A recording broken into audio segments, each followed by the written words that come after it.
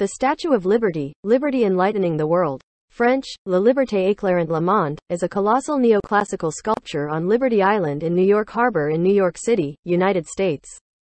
The copper statue, a gift from the people of France, was designed by French sculptor Frédéric Auguste Bartholdi, and its metal framework was built by Gustave Eiffel. The statue was dedicated on October 28, 1886. The statue is a figure of Libertas, the Roman goddess of liberty.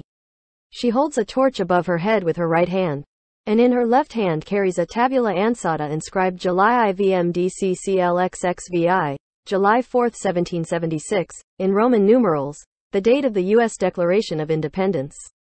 A broken chain and shackle lie at her feet as she walks forward, commemorating the national abolition of slavery following the American Civil War.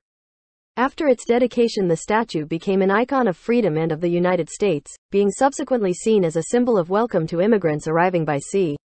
The idea for the statue was born in 1865, when the French historian and abolitionist Edward de Lavallee proposed a monument to commemorate the upcoming centennial of U.S. independence, 1876.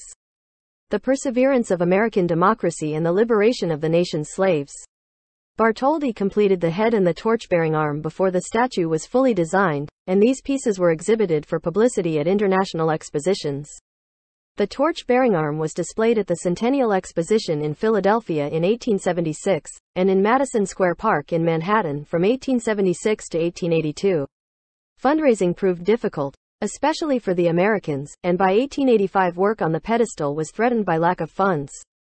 Publisher Joseph Pulitzer, of the New York World, started a drive for donations to finish the project and attracted more than 120,000 contributors, most of whom gave less than $1, equivalent to $34 in 2023.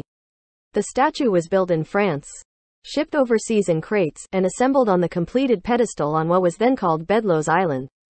The statue's completion was marked by New York's first ticker tape parade and a dedication ceremony presided over by President Grover Cleveland.